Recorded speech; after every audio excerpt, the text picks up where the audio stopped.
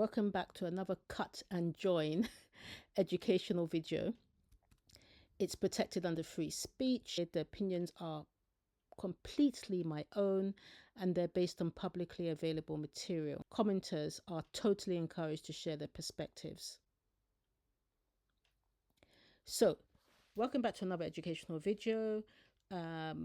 Today we are going to talk about editorials Move to Abuja. Now, in life, it often says that your life goes through cycles. For some people, it might be 5 years. For some, it might be 3, it might be 10. Editorial's life seems to be happening in 13-year cycles. So what I mean by that is that she achieves certain things, or big milestones in her life occur within a 13-year period. So if you recall from the previous video, she was with her grandmother for 13 years approximately in the village. And then if that 13-year life cycle was meant to continue, she was then meant to go from there on to go and meet her mother. On your own, use your hand, pursue your daughter. But as we heard in the previous video, that 13-year cycle that should have maybe continued from the time the editor was about 13 years old, in Lagos up until the age of 26, it was cut completely short because of the struggle that she faced in Lagos. So the foundation, 13 years that she had between 1987 and 2000 in the village, she learned quite a lot of life skills. She was then meant to maybe complete another 13 years, this time finally with her mother, G Gift, in Lagos. But of course, we heard how she might have faced some rejection there. She was maybe introduced to being stingy. And the reason why I say that is because it came to pass that actually G Gift actually owned a school. I'm not sure whether when editorial initially came to meet her, she actually had that school. But it might be a case that she was working towards having that school. Maybe that was her lifelong dream. And then editorial turning up, maybe her husband didn't even know about editorial, we don't know, but editorial turning up, another mouth to feed, meant that G Gift maybe felt that she couldn't pursue that dream, and that's the reason why editorial was put through secondary school and then left to fend for herself so that G Gift could pursue her dreams. And the reason why I say this as well is because G Gift says that she has 2 certificates, and like I said, she didn't work in the school. In 2017, when she turned up again in Abuja, finally to reunite with editorial, she actually was the principal of a school. So she owned a school. So it might be that when she got there, she was saying to editorial, I don't have any money. You have to fend for yourself. And maybe this is where editorial learned a bit of her stinginess, that she learned that if you have money, you should try and keep it to yourself. So that was 13 years, which was cut short. So she then left Abuja in 2004. 3 years, about 10 years early. And then she spent 13 years being transformed in Abuja. And that's what this video is about today. Between 2004 to 2017, what I call the Abuja phase, where she hustled, she got a degree, she finally got money through working, especially on YouTube, and she got some land. That was a very big transformative 13-year phase for editorial. And she's now in her next 13 years from 2017 up until we say about 2030, which is where she's growing. She's got the hotel, she's married, she's the breadwinner, she has children, and of course she's growing with Saga, but that's the next 13-year phase. So this is really important to understand. So what I want to talk about today is roughly some of this transformation phase that happened to editorial between 2004 and 2017. So as I said before, the Abuja phase 1 begins from 2004. I have gone through a lot in this Abuja. I came to this Abuja not knowing where to stay. Without knowing anybody. Anytime I remember that, it's actually, it makes you stronger. So she stayed initially with friends until she was evicted. I actually stayed with my friends. I stayed in Abuja for about some months. I wasn't able to get anything. A friend of mine got me a phone. So I said, okay, let me use my phone and make a phone call. I was selling recharge card and making phone calls. And honestly speaking, I was really, really suffering but smiling. You know, a recharge card seller, you get 1 naira or 2 naira off, let's say 200 naira.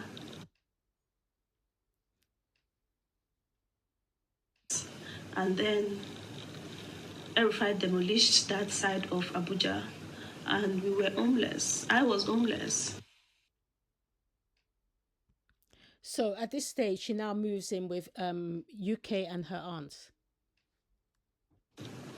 I came to my auntie to beg my auntie to stay in her house. And yeah, she allowed me stay in her house. I moved to my auntie's house, and my cousin was not there.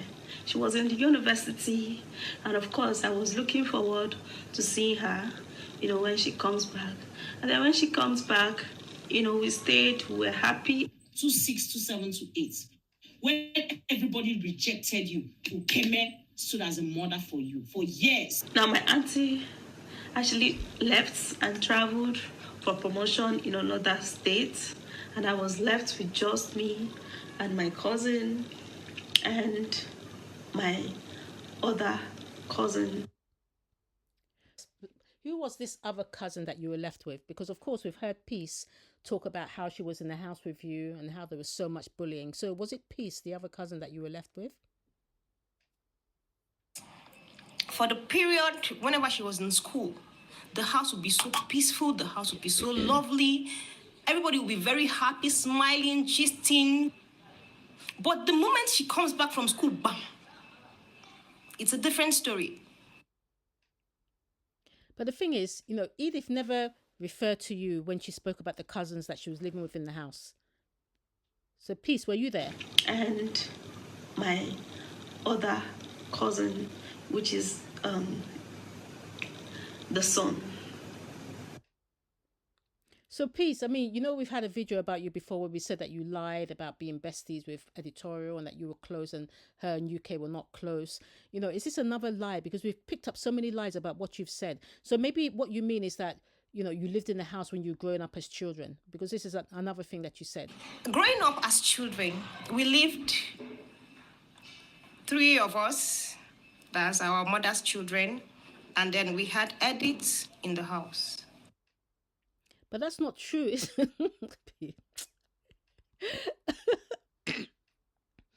I've not actually lived with my auntie per se, but I've stayed holiday in her place for a couple of times when we were little. So, once again, Peace, you're lying. I mean, I'm sorry I had to bring this up again, in this story, but I just wanted to exclude Peace from this story, which is unfolding. So, as we know, all of these things that Peace said in that video, conspiracy, tyranny, she deleted it as soon as I made my video, which shows once again that she was lying. But also, there was no way that these two were besties. And UK once again even confirms that Peace was not in the house at that time. My mom was. All the years you were with her over there in Akwa Ibom. Abi, Shemi, I was in the house here, caring for other people. Did you live long, as in from that period Momsy was not around? Did you live with us? You were with her, Abby, schooling. Okay, this is me. And, the other thing that's really important to understand is that Peace is always saying that, her and Editorial were besties. But look at this picture of Editorial and Peace. You can see that Editorial was very well developed. And Peace essentially is like a little girl, completely flat-chested. She actually looks like she's 4 years younger than Editorial. Peace and my uncle. So you're not close in age or even height. So how are you besties? And some people might say, well, it might be that maybe Peace was actually always shorter than Editorial. But even here, you can look like just last year when they reunited again in Abuja, you can actually see that they're now very close in height. So it's clear that Peace is a lot younger than Editorial, which is the reason why she can be manipulated. But anyway, I am digressing from what I wanted to say. So let's continue. So UK actually held things down in the house. even though it was her auntie's house, auntie had to travel for work as a civil servant and was often posted to different states. So I don't know how long after editorial arrived that the auntie was now posted to another state. But at this point, UK had to hold things down. Remember, she was a university student. She was only about 2 years older than editorial, but she had to hold down things with not just editorial living in the house, but also other relatives. Now maybe they carry the house as a senior sister. In fact, as at that tender age, you know, easy me your mama no they around, your papa no they around, and you're the one caring for your younger ones. More than 7 people were under my care. And everybody has to take order. Yes, you have to take order. You have to be disciplined. You have to. Nothing like this one come no come back house. I no see you come back house. You come out, you go sleep outside. So you don't know say night don't come, Abi. Oh yeah, they come back house. Where you dey? Because anything happen, I mean they go ask. Rachel is one of the person I actually had so many experience with, so many phones. You know, that was like years back. It was like 2007, 2008. If not that one, I go checkmate because if anything happen now, I don't go know where to enter. Doesn't mean that people did not have their freedom because everybody had freedom. Those that had little things to do, maybe work or, you know, because everybody must struggle for themselves after secondary school. So Edith was staying in the house. UK was the one holding the house down. Everybody had to fend for themselves, especially once her mother left. And it seems like what Edith did while she was staying in the house between 2005 to 2008 is that she was saving her money. And I get the sense that maybe she was a bit jealous of her cousin's opportunities. And maybe that's the reason why this jealousy thing comes up now. You know, I often talk about projection, that the thing that somebody will accuse you of is the thing that they actually are or were.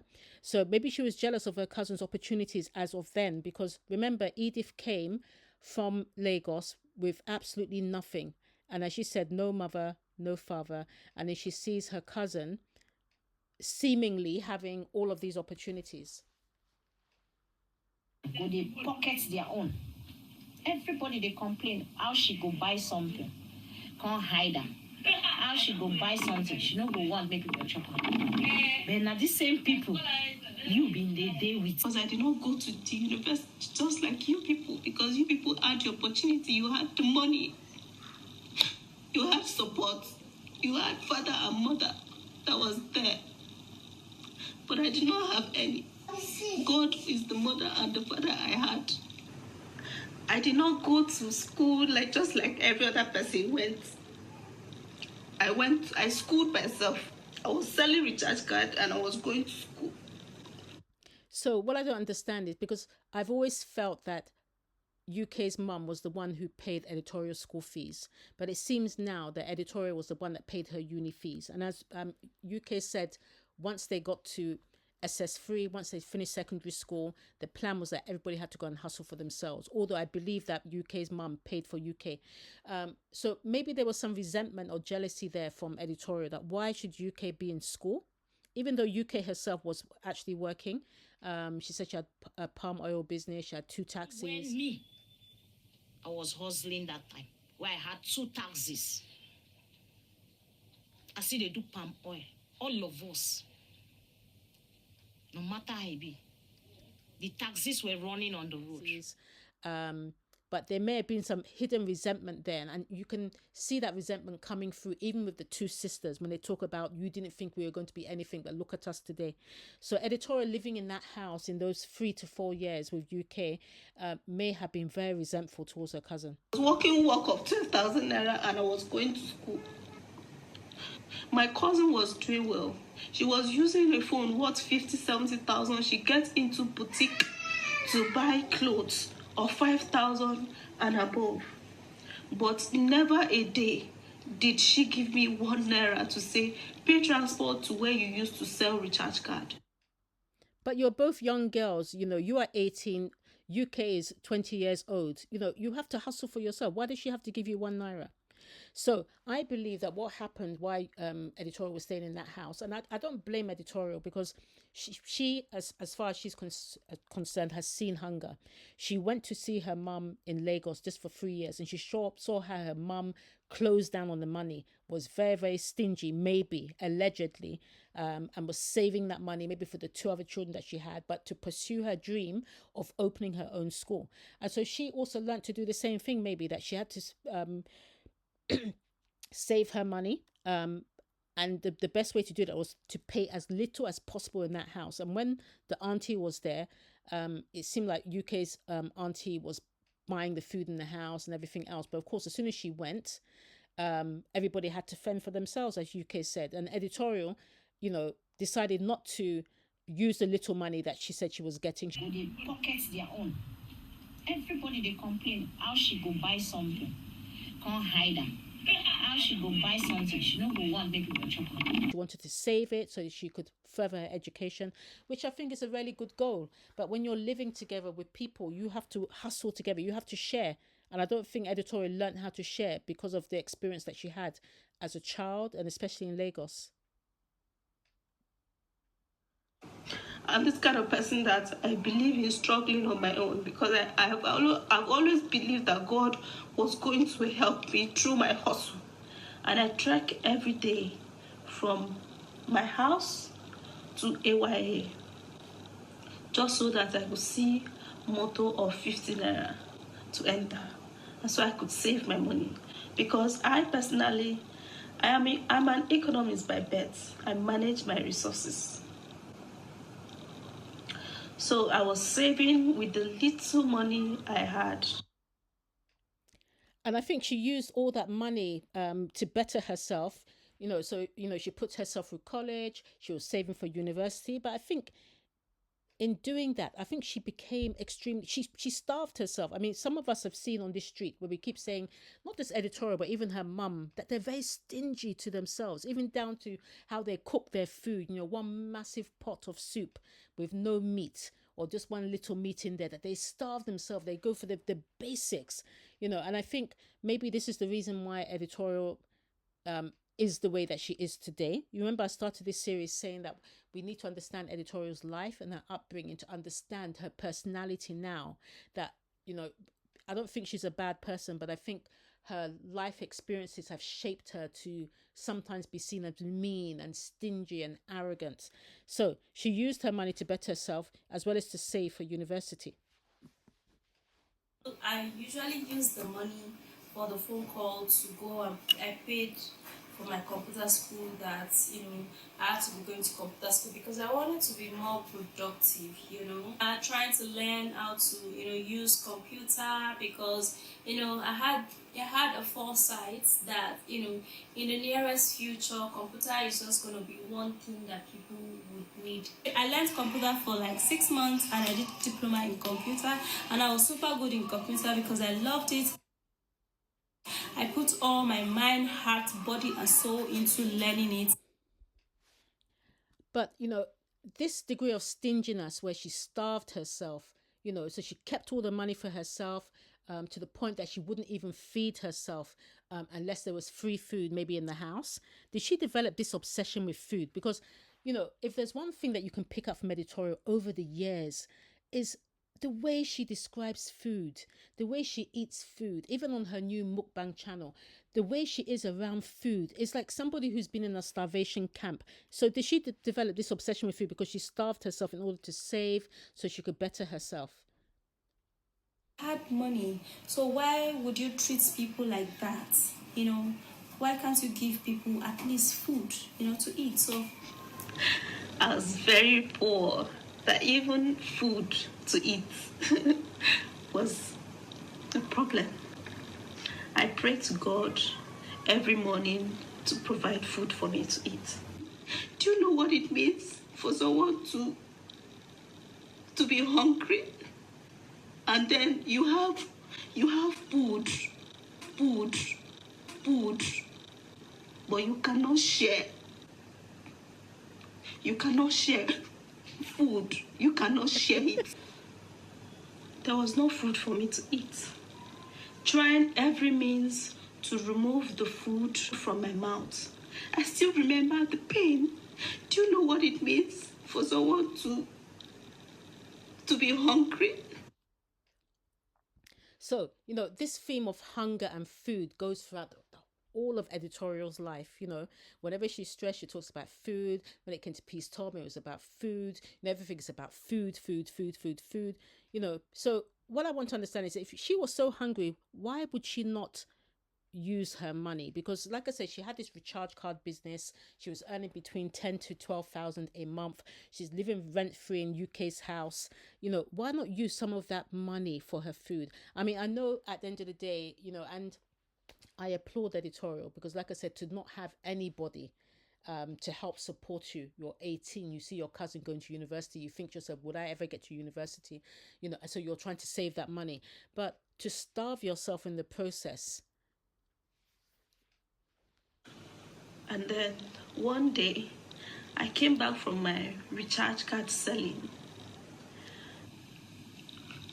I was very hungry and I had no money.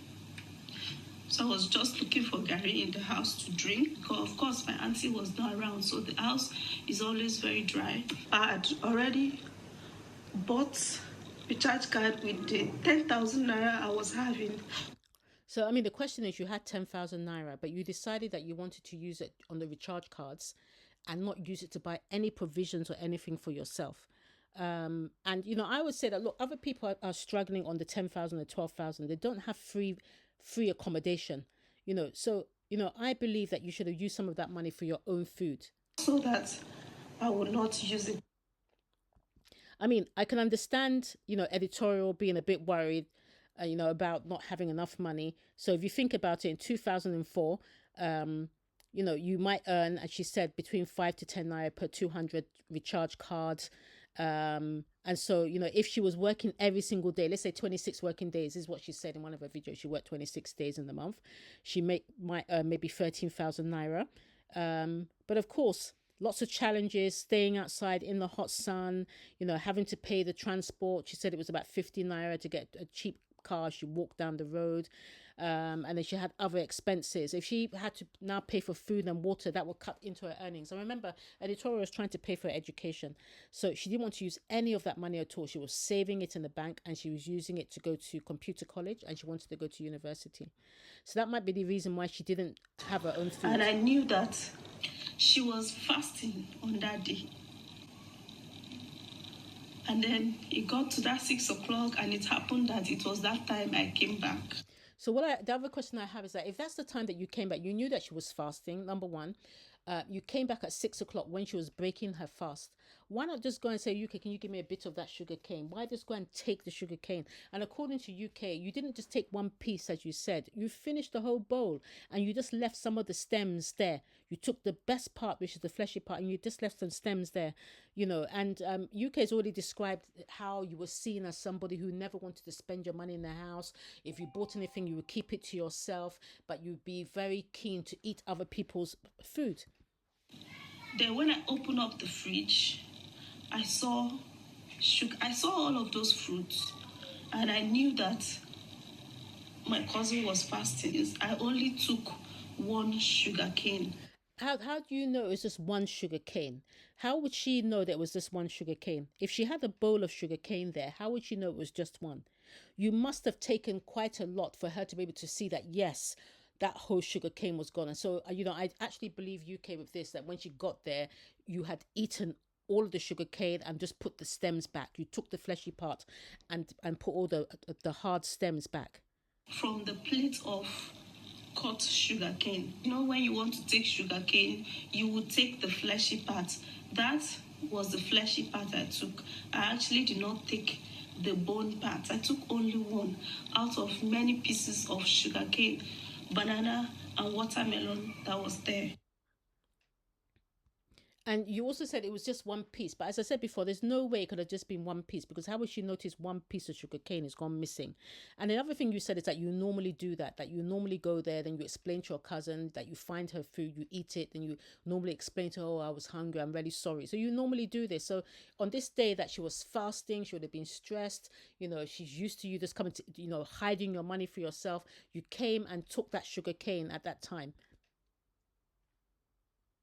She went to the fridge to carry her fruits, and then she noticed that I have taken just one from the sugarcane plate, so she fled up. Now I tried to explain that, oh, I'm sorry, just like I would normally do. What I heard from my face was a loud sound and very strong slap. My cousin beat me to stupor. For me, I don't agree. I mean, I still have a mark on my body from where my sister, we had a fight, and she left a mark on my eye. Till this day, I still have that mark 20 years later. So, I do understand. But, her beating you to a stupor is not possible, because you would have been unconscious. And as you said, you immediately ran out, went to the eye clinic, went to go and find a neighbor. But I don't condone that type of beating, especially for someone, she's only 2 years older than you. I had to run out because my eyes were so big. Because the slap I received from my eyes actually, made blood clots in my eyes. Yes, can you see this mark in my eyes? That is the level in which my cousin had wanted to destroy my face or my eyes. She does not know I had this mark.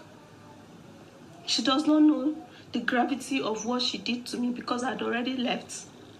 I was going to eye clinic, wasting all the small money I was saving in the bank. So this proves what I said before, that editorial was saving money. And like I said, it's nothing wrong with her saving money. I mean, one thing you have to applaud editorial for is that she's a hustler. She had a plan. There are other people that could have just gone there to go and open some kind of a shower brothel or whatever, you understand? But she had a plan. She wanted to go to school, so she's a hustler. So she was saving that money. And this is what I said before. In terms of her eye, that looks like it could be something that was congenital. That's what I was thinking initially, that was she born with that? But then when I looked at her earlier pictures, it wasn't there.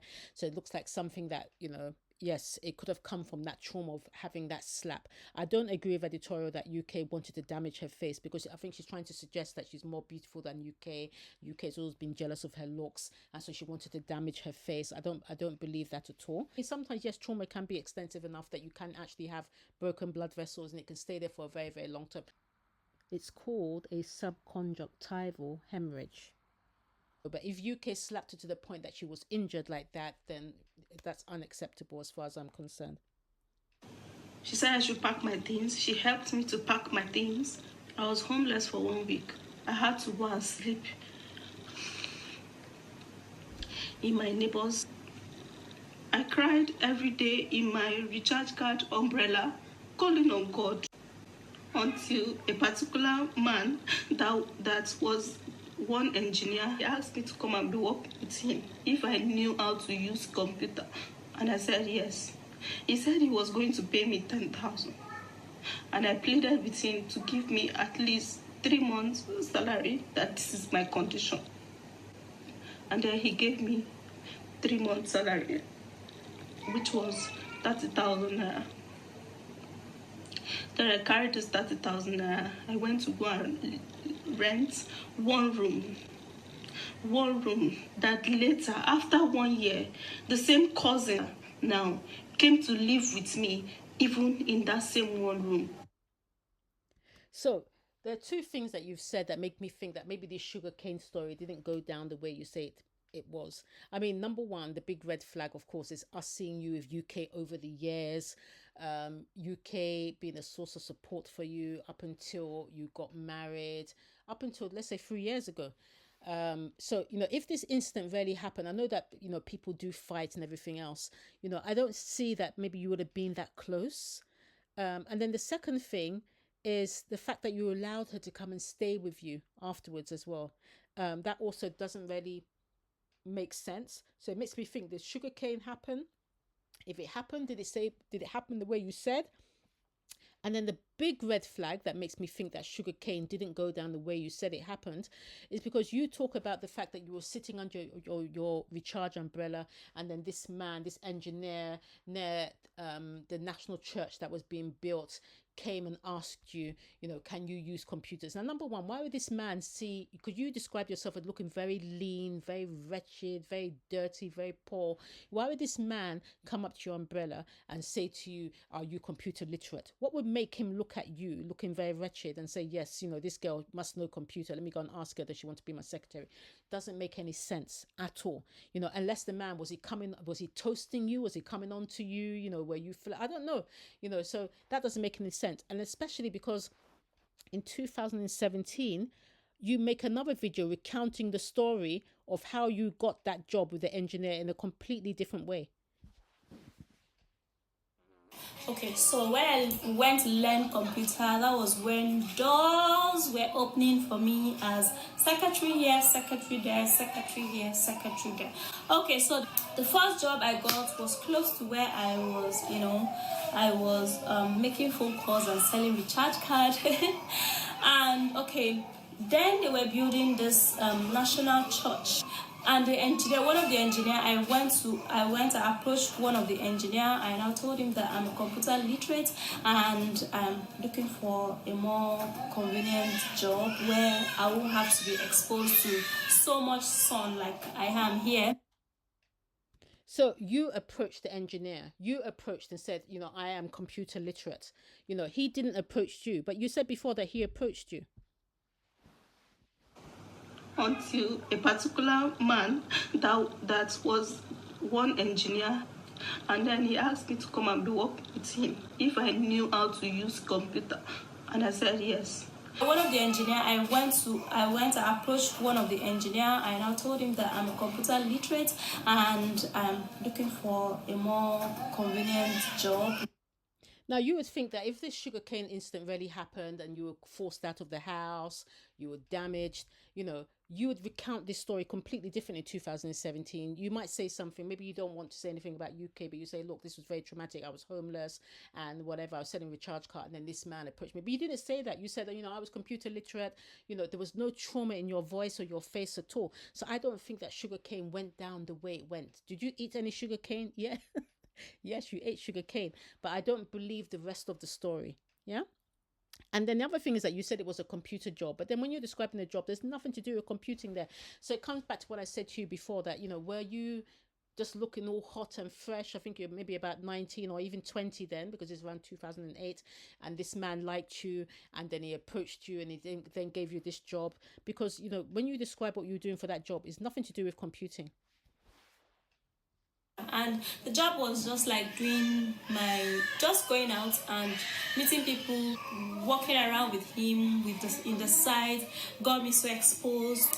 It got me so exposed to, all those engineers, how they do their stuff, how they live their life, how they get contracts, how they go beg for contract and all of that.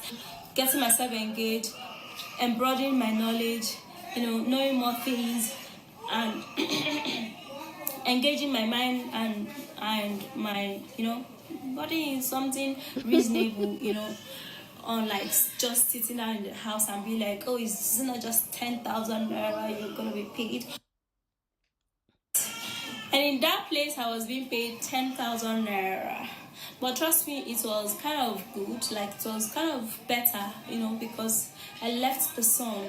So that's just the only good thing about working for that engineer. And but it was kind of, because the transport from my place to the place I work was just like paying 200 naira, and 200 naira times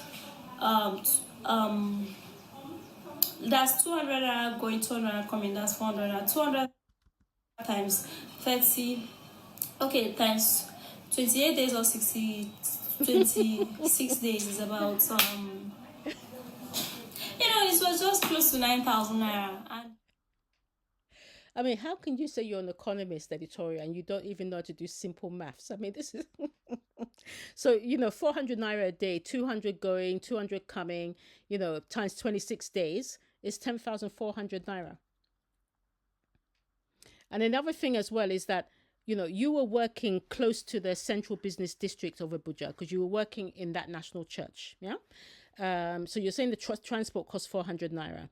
You were likely living if you actually left the house, because one of the things I don't think happened, I don't think Sugarcane really happened the way it did. And then you said that you were homeless and you left. Of course, I do think you left maybe after 2008, 2009.